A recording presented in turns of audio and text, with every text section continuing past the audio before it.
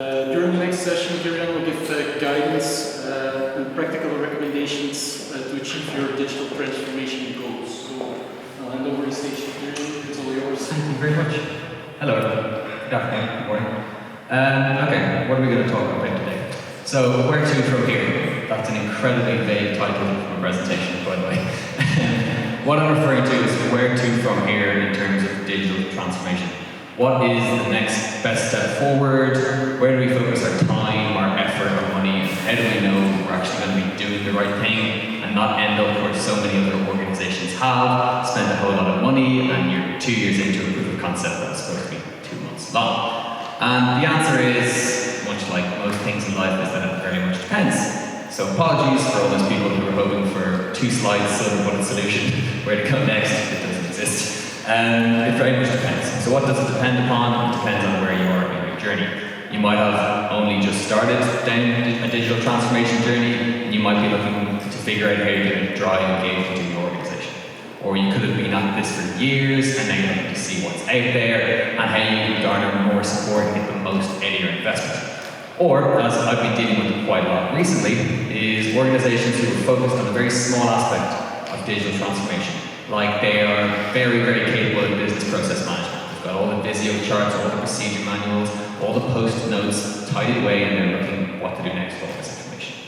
Or you could be going very heavily into robotic process automation.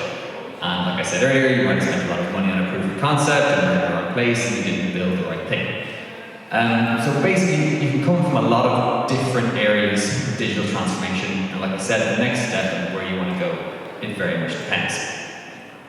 But let's break down the basics of digital transformation a little bit, because it's one of those words that's thrown around a lot and it means a lot of different things. But from what I've worked with, and I've worked with a lot of organizations who are trying to transform, is that an organization who does this well always has 2 things. I always find these 2 things are related.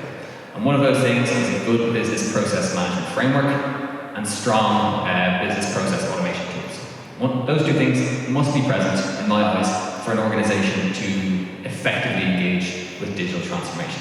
So, for those of you who aren't in the BPM world, the automation world exclusively, a good business process management framework is something that dictates how a business identifies, drafts, communicates, publishes, reviews, optimizes, improves, and removes business processes from organizations. It's how we manage the whole thing. And good automation tools are tools that have enough horsepower and enough functionality to be able to effectively automate business processes, but at the same time they're easy enough to understand. People can get to grips with them, people can use them, the organization has an idea of how they work as well. So basically, in my eyes, an organization who is effectively engaged in digital transformation has those 2 things present. Now, a little different definition on digital transformation is that it involves using digital technologies to remake a process to become more efficient and more effective. Using technology to make processes better. That sounds really, really easy. Use technology to make things better. I use technology every day. Surely I can use it to make my business processes better. But in reality, not necessarily. If you separate those words for a second, transformation is something everybody needs help with. We're not amazing human beings, not amazing at transforming. The best-selling books in the world are around transformation, self-help books. This whole industry is built around transformation, so it's something we need a bit of help with. And then if you take a word like digital, which implies technology, you're talking about the most rapidly changing artifact in the existence of this entire planet. So you put those 2 things together, and it doesn't necessarily seem as easy anymore. You have to unpack it a little bit to get some usage out of it. So, what can you do? A lot of organizations do not do this. They do not start with trying to understand what they do, who does it, and how they do it as an organization. They look to leap before they can walk. They think that their big, in-depth Visio diagrams, their out-of-date procedure manuals, and boxes of post-it notes means they know what they're doing as a business. In reality, that means maybe 1 or 2 people know what the business is doing, but not everyone else. So people, they don't take the time to figure out what they're doing. To add fuel to the fire, everyone wants this. Everyone wants continuous improvement. Everyone wants to get there. Everyone wants to arrive at the destination where we're in a constant stream of continuous improvement. But in reality, it's not a destination. It's not even a journey. It's a pursuit. It's something that's always going to be happening. There's always going to be better ways of doing things. There's always going to be new technologies, new methodologies, new wrinkles, new people in the business that are going to require you to keep engaging with this idea of continuous improvement. You never get there. It's something that you have to keep working towards as well. So, what are some 5 steps to success that we can go with Nintex? So, step 1 is self-assessment. Taking the time to put a magnifying glass on your operation and look at exactly what's going on and make sure as many people in the business understand it. Not just the teams of business analysts, not just the teams of the centres of excellence, communicating this information as broadly as possible, looking at the business and figuring out what it is we do, who does it, and where we want to go with this information. So, do you know where you are today? Can you accurately account for the processes, the technology, the people in the business? Do we know what this all looks like? Do we know how it all interacts together? Or are we reliant on ancient materials we paid some consulting organisation to create for us 2 or 3 years ago? Are we up to date with what we are doing today? People, process, technology. These things are intrinsically interlinked and give you a very good idea of what's actually happening in the business. And do you know where you actually want to get to? Do you know what success looks like? This is change management after all, and one of the worst things I see about change management is people scaremongering about change management. It's the biggest sales pitch when you're talking about change management. Change or you will fail. You will be Blockbuster, you will not be Netflix if you do not change. It's fine for a sales pitch, but when you're trying to change an organization, you need to talk about stories of success. Here's what success looks like. Here's our North Star. Here's our guiding principle. Because as you begin to change things and transform digitally in the business, it's not quite the science it sounds like, it's more like an art. And there's a lot of leaps of faith happening. So you need a positive success, symbol, status, declaration, charter to say, this is where we're going, this is what we're doing. And make sure people understand that as well. And the next thing is, do we have support in the business or do we have help from outside the business as well? So talking about getting those basics right, the framework, business process management framework, and then process automation tools and platforms. Do we have the capabilities in the business to capture our business process information? Do we have the capabilities to train our business in governance, what it means to be a process participant, a process owner, a process expert, a stakeholder? Can we teach the risk capabilities in the organization to engage with the process? Do we have the technical capabilities to capture our process information and start automating and improving and communicating with the rest of the business as well? And then also, do we understand our technology landscape? Do we know what we have? Do we know why we have it? Do we know what else we could have? Have we built our business around exceptions? Have we been building up all this technology based around exceptions in our processes that crop up every single day? And is this the right way forward? Are we just building Frankenstein's software platform in the organization? Do we need to relook at what we do instead of relooking at the way we do it within our systems? Do we need to take a look at our landscape and make sure it actually fits us and is correct for us? And then, has everyone signed up for the mission in the organization as well? And this is another thing around change management that I see handled pretty poorly on a lot of organizations, is that basically change management lives or dies on your ability to support the people who are going to interact with that change the most on a daily basis. Training, supporting, equipping, making sure you're getting their feedback, making sure they understand what's going on, making sure that they can act out the mission that you're setting forward. So you need to have everyone signed up for this mission. Because if you just think this is a top-down initiative, you're going to run into some errors because you may not have engaged the business early enough. You may not understand their issues as well. Okay, that's step 1. Step 2 is to collaborate, document, and prioritize. Sounds pretty obvious. We need to collaborate together, document what we do, and prioritize our mapping and improvement efforts. But a lot of organizations take a little bit of a different stance, where they document, they isolate, they improve, and they deliver. It doesn't necessarily work too well when you're trying to change a whole organization and not just a couple of small processes. So you need to work together as a team, use collaborative tools, ensure a high level of documentation, and prioritize your key processes. So I have a quote here from a guy called Jocko Willink.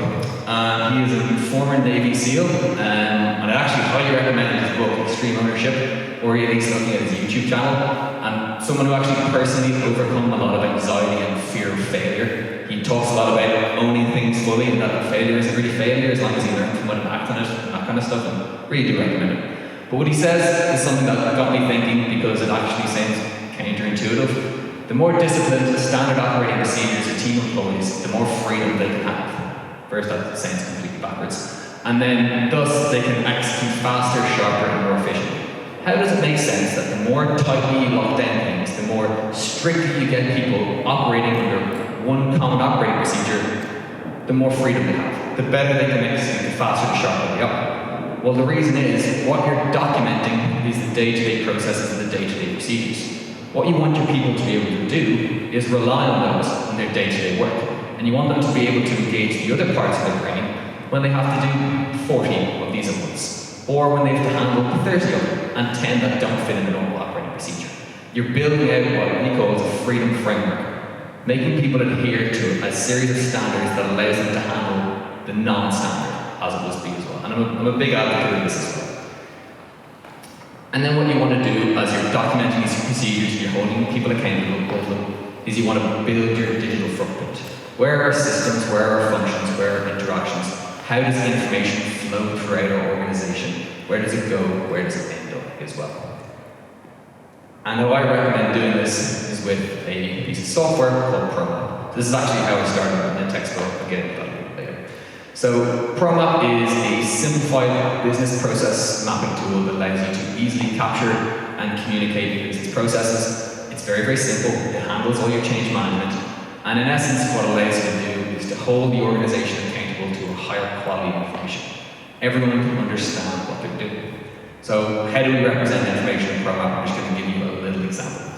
So what we do is we initially break everything out into key elements. So in a lot of businesses I go to, I'll get given a big document that says, here's our processes. And what they give me is a policy, process, a procedure, and a work instruction, all rolled into one. They're four very important documents, but they're for very different people.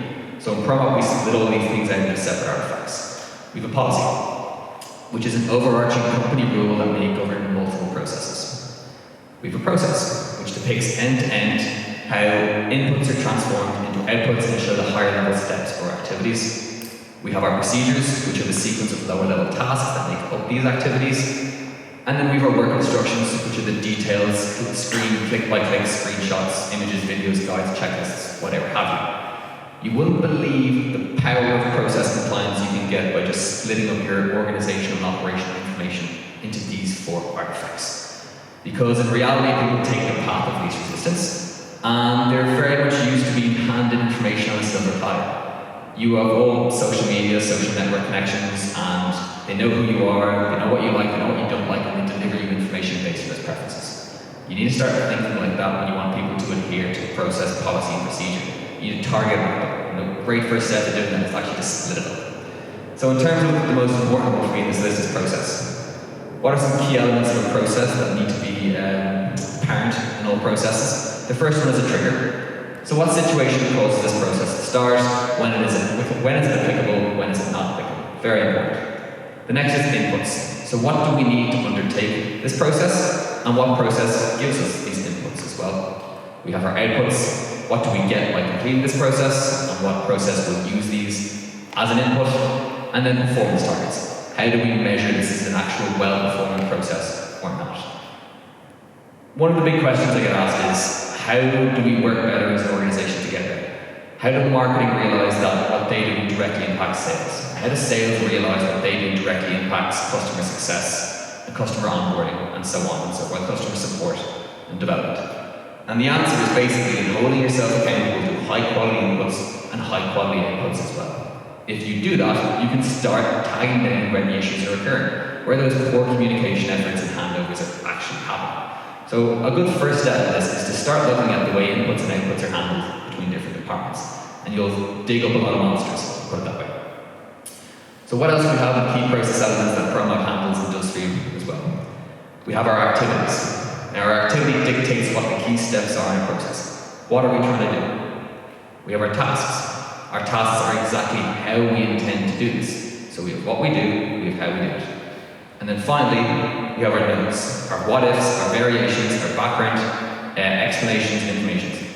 Basically anything but a decision document. Anything that's not going to confuse someone and force them to follow a little route around the map because that's not intuitive, that's not easy, that's not engaging. Nobody runs into decision diamonds in most part of their daily lives. People have well-layered information between clickbait headlines all the way to 4-hour long-form podcasts. People have a choice of how they absorb information. So take advantage of layering what you do, how you do it, and what if something changes to make sure you actually engage with people. And then finally, what ProMap helps you out a lot with is identifying your process owners, your process experts, and giving them separate responsibilities. The experts are responsible for the development of the map. The owner is responsible for that business process operating within the business as well. So in essence, you want to be able to appeal to all of your process audiences, anyone who's involved in the process. Designers, managers, internal staff, external staff, contractors, and external corporate services. All of these people look and view at the information in your process map differently. So you have to layer it to make sure that you can allow them to decide what layers up to them to engage with. Not handle a big stack of documents that are static, could be out of date, and that can contain the designing ramblings of a business analyst who sits in a room on his own for 5 days a week and understands the map on his own, but no one else. Hold yourself accountable to a high quality of information so these people can actually understand what's going on. Step 2. So, step 3 is to start taking action.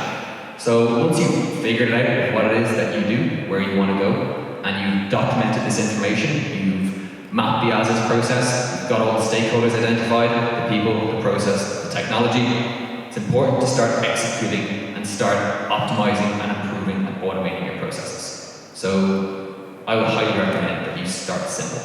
Start with paper-based workflows, approvals, emails, things that clog up a lot of time for people that are also very easy to improve and automate and make people's lives a lot easier.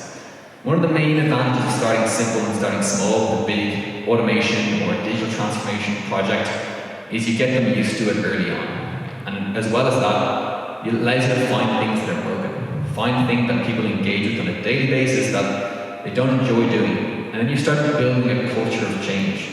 You allow people to understand why it's changed, you allow them to own that change, give feedback on that change. So when it does come the time when you're doing large-scale operational transformation, they've been changing for a while. They're becoming change receptive, not change repulsive, which I see a lot of organizations doing. And then you want to think MVP, you want to think agile. You want these improvements to be delivered as much as possible, constant feedback, constant testing, review, revise, repeat what you're doing on a constant basis. Make sure there's a good feedback cycle. And this is a very advantageous piece of having a good process mapping tool and simple process automation tools as well, is that you can do this. You're not spending days, weeks translating. Everyone is on the same page because you've taken the time to basically write down what you do and communicate that to as many people as possible. Another advantage of getting everything done and down first in the as-is is that you can actually measure and improve your work. Improvement and transformation can sometimes be an ether, something that you throw a lot of ideas into when you're not exactly sure what's happening. But if you measure from the very beginning what's going on, and the good, the bad, and the ugly, how terrible the process is, you can actually start improving and building on that and showing how far you've come. And then it's about building momentum. So each win justifies the next investment. Each win makes it easier for people to say yes. Each win makes it easier for you to realize your goal, what you've been after the whole time. And step 4, engage community and partners as well. So those of you who are Mintex customers, I would recommend becoming part of the Mintex community, because if you're having an issue, if you're going on a particular journey, I would be relatively confident you're not the first person to do it, and there's a wealth of information available on how you're going to do it. But if you are the first person doing it, you're in a very lucky situation, because the community likes to collect stories, and they like to help out, and they like to help as many people as possible, because that's what they're about, collecting stories and moving forward and getting as many solutions down as possible. And collecting stories is kind of what these guys do. These are our virtual technical evangelists, and they're kind of the custodians of the massive war stories of digital transformation using Mintex. And they want to hear from you if you've got a unique problem. They really do. And then, as you all guys know, absolutely amazing CTG are putting on a big event like this as well. Engage with your partners. They're one of your partners. They're there to help you sort of build out your digital transformation journey. And I know that says step 4, but it's actually step 5. Never stop learning. This is a big one. This is all about the pursuit. It's not a destination. It's not even a journey. It's a constant thrive for more information and getting better at doing things. I'm a massive proprietor of 70, 20, and 10. People in this room know what that is? No? Okay. So this is kind of like a formula for how you actually learn and do things. So 10% classroom, kind of little homework pieces. 20% meaningful relationships that you gather.